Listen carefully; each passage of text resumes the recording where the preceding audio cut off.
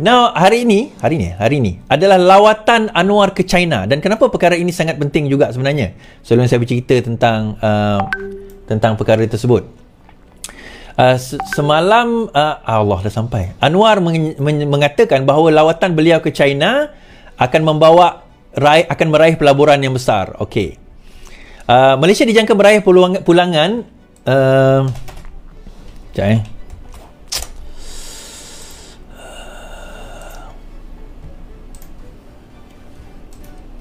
Malaysia dijangka meraih pulangan nilai pelaburan besar melalui lawatan rasmi Perdana Menteri bersama delegasinya ke China yang bermula hari ini. Menteri Luar Datuk Zamri berkata, lawatan pertama Perdana Menteri ke Asia Timur juga boleh disifatkan sebagai bersejarah selain menunjukkan hasrat kerajaan negara dipimpin Presiden Xi Jinping itu untuk membuat hubungan lebih baik dengan kerajaan perpaduan. Baik, saya ringkaskan tuan-tuan, kenapa hubungan dengan China ini sangat penting. Kita tak tahu bahawa sebenarnya China sekarang ini bersama dengan negara lain, bukan sekarang. Sebenarnya China telah pun mengikat satu hubungan sejak daripada tahun 2001 lagi dengan kombinasi negara yang dinamakan sebagai BRICS. So BRICS ni adalah negara yang terdiri daripada negara-negara di emerging economy dipanggil, negara yang ekonominya mula membangun. Baik, apa contoh BRICS ni? BRICS ni kalau saya tunjuk dekat sini, BRICS ni terdiri daripada negara seperti Brazil, Rusia, India, China dan South Africa. Thus, the word BRICS. Brazil, India, Brazil, Rusia, India, China and South Africa. Now, kenapa perkara ini sangat besar? Kalau perasan, minggu lepas, Datuk Seri Anwar Ibrahim melawat Saudi Arabia. Hari ini beliau melawat China. Nah, kenapa signifikan ni? Apa signifikan dia? BRICS ni, tuan-tuan pergi search sendiri lepas ni, BRICS ni gabungan ini ditubuhkan pada tahun 2001 bertujuan untuk menyaingi Eropah. Bertujuan untuk menyaingi Amerika Syarikat. Dan dalam the last 5 years sebelum PKP event, gerakan BRICS ni, BRICS ni mewujudkan satu perkara yang boleh menggugat Amerika Syarikat. Kenapa?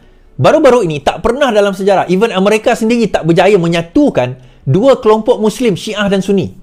Tetapi China berjaya menyatukan Iran dan juga Saudi dalam satu perjanjian ekonomi. Dan Saudi Arabia, ni saya nak bawa ni. Saudi mengatakan mereka berkemungkinan akan menukar tukaran wang, maksudnya penggunaan wang daripada bergantung kepada USD dalam penjualan minyak kepada yuan. Kepada yuan China. Dan BRICS sendiri tahun lepas 2021, China dan Rusia telah mengadakan pembelian emas antara yang terbesar di dalam sejarah pembelian emas lah. Okey, kita baca kenyataan ini. Kenapa ni penting? Kenapa saya nak cerita semua ni? Supaya kita nampak dalam gambaran besar. China thought to be stockpiling gold to cut greenback dependence. Ini tahun 2022.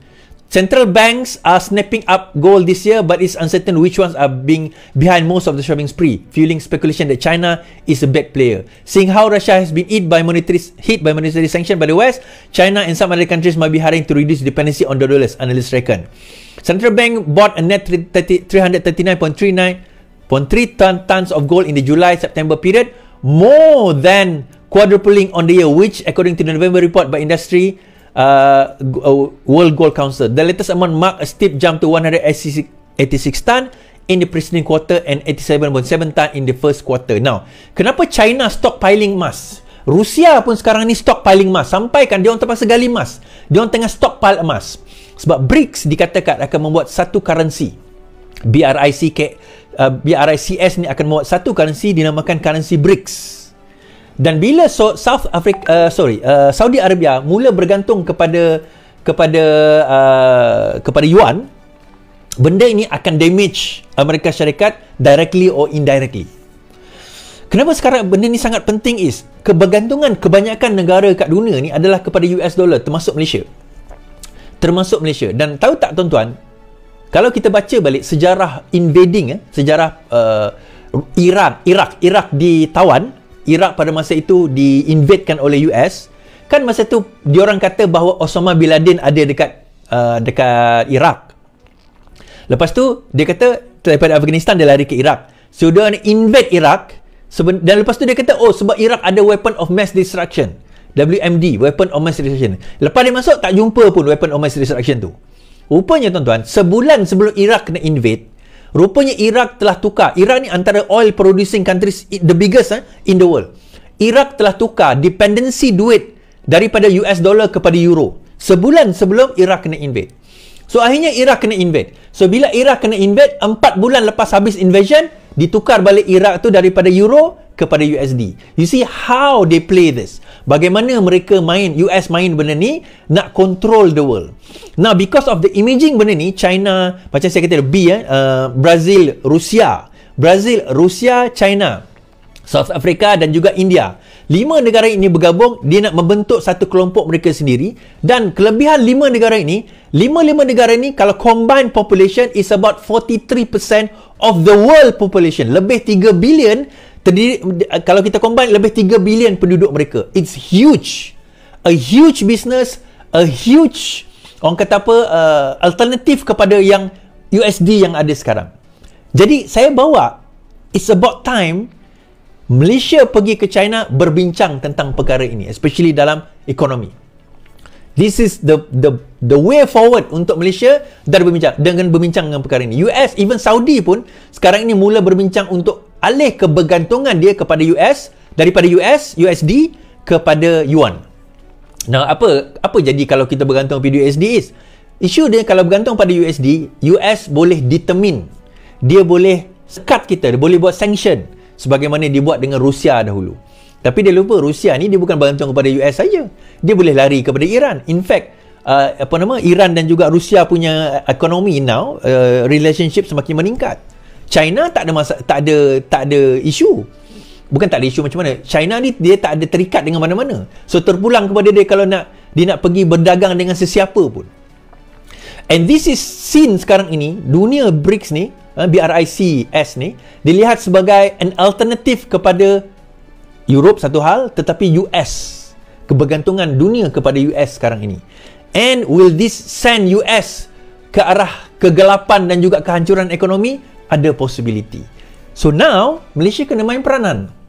Malaysia kena mula memainkan peranan. So Anwar Ibrahim pergi ke China. Duk sibuk lah, Anwar tak boleh pergi Mekah, tak boleh masuk dalam Kaabah. Itu kawan sibuk. Apa ingat bulan depan dia tak boleh pergi ke? Dia kena ban selama-lamanya ke? Bangang tu lah walau ni kan. Poinnya adalah tuan-tuan, apa dia? Poinnya sekarang ini kita tengok, kita lihat Perdana Menteri pergi ke China atas antara lain, bukan saya kata dia akan buat sertai BRICS tu, tetapi this is just about time. Dia pergi ke Saudi hari tu, okay? Sekarang ini dia pergi ke China. Mungkin hari tu ada miscommunication, whatever lah, something happen, tapi bukan maksudnya dia tak boleh pergi lagi. Hubungan itu sudah ada. Hubungan itu sudah ada dan boleh dilakukan dengan baik. Macam saya kata tadi itu, Anwar boleh jadi champion kepada ASEAN. ASEAN ada lebih kurang 600 juta penduduk, which is also huge. Not as big as BRICS, tetapi still memain peranan dalam creating an alternative world. Kan? Dunia perdagangan yang lain selain daripada yang ada, yang diwujudkan dan diketuai oleh Amerika Syarikat. Bangga dia ada Perdana Menteri macam ni, tuan-tuan. Right. Ni saya bawa, ni kalau siapa yang kata tak adalah, ni saya baca, strengthen China-Saudi ties, raise prospect of for use of yuan in oil settlement. China-Saudi move helps hedge against uncertainty, weaken US dollar hegemony. Kemudian discussion to shift to use Chinese yuan in China-Saudi oil settlement is increasingly rising recently amid an ongoing visit of Chinese President Xi Jinping to the country. Dia dah pergi ke Saudi, tuan-tuan, dah ada perbincangan tersebut. So kita kena pandai mengambil peluang. Sebab kalau kita nak bercakap tentang ekonomi ni, tak cukup kalau ekonomi kita hanya sekadar dalam negara. Kita kena bercakap juga tentang bagaimana kita nak mengembangkan ekonomi dekat luar negara. Ladies and gentlemen, the unity government which I lead has introduced the Malaysia Madani concept as an expression of desire to forge our own path based on our own mode as we create a humanistic nation in line with our civilizational values. In this sense, it is also our national philosophy, centered on 6 core values: sustainability, prosperity, innovation, respect, trust, and compassion. These core values are not new, yet they are the most germane for Malaysia given our history, particularly the past few years.